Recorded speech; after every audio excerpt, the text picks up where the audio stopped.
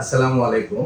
সুস্থতার এই 5টি নিয়ম যদি আপনি মেনে চলেন, তাহলে আপনাকে ইমার্জেন্সি কোনো ডাক্তারের নাম্বার অথবা কোনো ডায়াগনস্টিক সেন্টারের নাম্বার আপনার মোবাইলে সেভ রাখতে হবে না। সুস্থতার এই 5টি নিয়ম যদি আপনি মেনে চলেন, তাহলে হাসপাতালের পাশে আপনাকে বাড়ি বানাতে হবে না। আপনাকে জরুরি অ্যাম্বুলেন্স সার্ভিসের নাম্বার আপনার কাগজে লিখে বালিশের নিচে রাখতে হবে না। তো নিয়ম 5টি হচ্ছে, আপনাকে প্রকৃতির দেওয়া খাবার খেতে হবে, খাবারটি পরিমাণ মতো খেতে হবে এবং নির্দিষ্ট সময়ের মধ্যে খাবারটা খেতে হবে। 2, গভীর ঘুমে বিশ্রাম নিতে হবে। 3, প্রতিদিন কিছু না কিছু শারীরিক পরিশ্রম করা বা ব্যায়াম করা। শত ব্যস্ততার মাঝেও অন্য কোনো কাজ করতে না পারলেও আপনাকে অন্তত 30 মিনিট মধ্যম গতিতে গা ঘামিয়ে হাঁটতে হবে। 4, আপনাকে আপনার নিজের মনকে শান্ত রাখতে হবে এবং নিজের মনকে শান্ত রাখার জন্য নিজ নিজ ধর্মীয় অনুশাসন মেনে চলতে পারেন, ধ্যান করতে পারেন, যোগ ব্যায়াম করতে পারেন।